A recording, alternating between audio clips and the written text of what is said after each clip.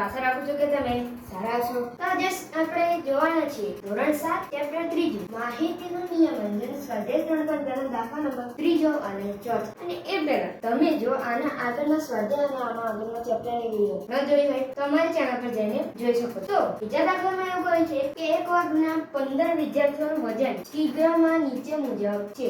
તો અહીંયા આપણને આ જે વજન આપી દીધું છે 15 વિદ્યાર્થીઓનું 1 2 3 4 5 6 7 8 9 10 11 12 13 14 ને 15 વિદ્યાર્થીઓનું વજન આપ્યું છે.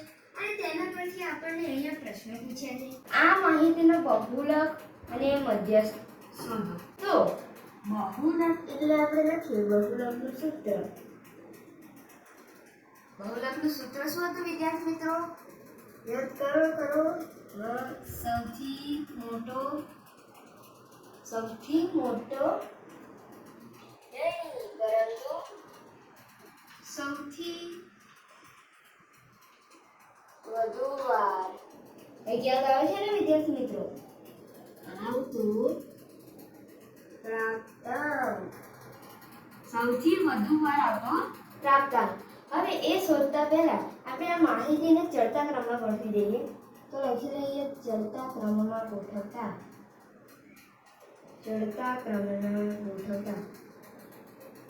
પહેલા આપણે અહીંયા સૌથી નાની સંખ્યા લેવાની છે.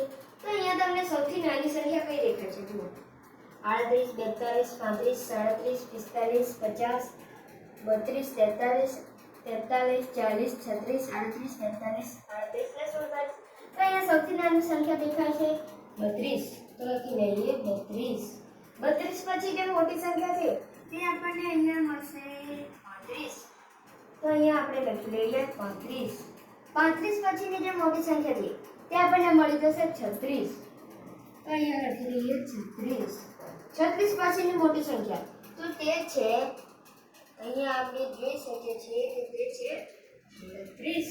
તો અહીંયા લખી લઈએ 37. પછી 37 પછી મોટી તો કે 38.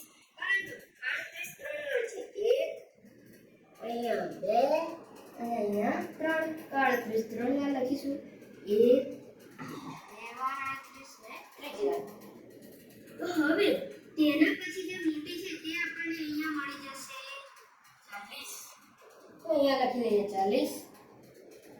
અને એના પછી જે મોટી છે તે અહીંયા 42. તો હવે 42 લખી લઈએ. 42 પછીની જે મોટી સંખ્યા છે તે છે 43. પરંતુ તે 3 વાર છે 1 2 અને 3 વાર. તો લખી લઈએ 3 વાર.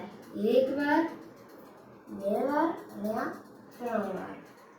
તેના પછી અહીંયા આપણે તેનાથી મોટી અહીંયા સંખ્યા દેખાશે વિદ્યાર્થી મિત્રો 45. તો લખી લઈએ 45. 45 પછીની મોટી સંખ્યા તો કે 47. 47 પછીની મોટી સંખ્યા તો કે 50. તો આ માહિતીને આપણે ચડતા ક્રમમાં ગોઠવી દીધો છે. તો અહીંયા તમે જોઈ શકો છો કે સૌથી વધુ વખત કે વાર પણ લખી શકો છો. સૌથી વધુ વખત આવતો પ્રાપ્તાંક. તો સૌથી વધુ વખત શું આવે છે? તો અહીંયા સૌથી વધુ વખત આવે છે 38. પછી અહીંયા 3 વાર 43 પણ આવે છે.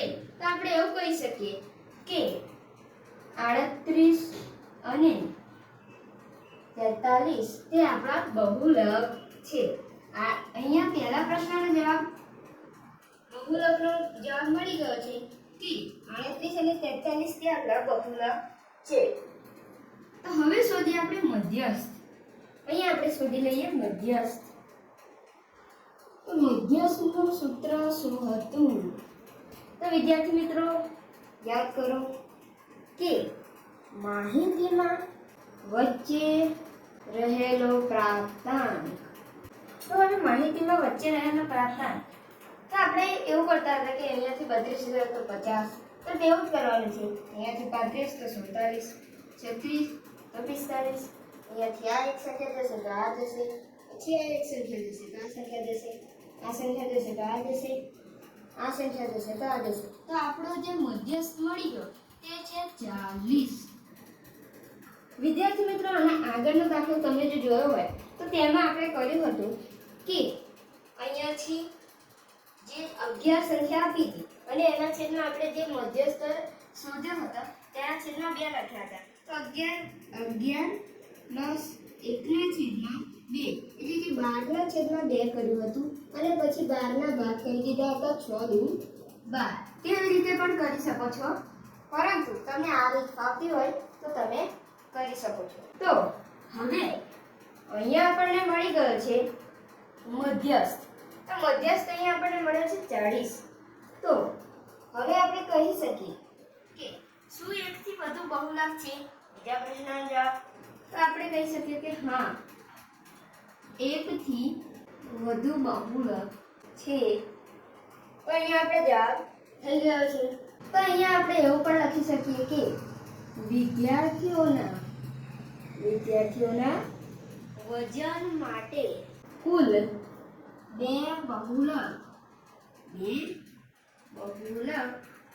મળી શકે છે ને વિદ્યાર્થી મિત્રો? અહીંયા આપણે લખીશું કે મળશે. તો અહીંયા હું થોડો સાઈડમાં હટી જાઉં છું. તમે આ ત્રીજો દાખલો તમારી નોટબુકમાં લખી લો.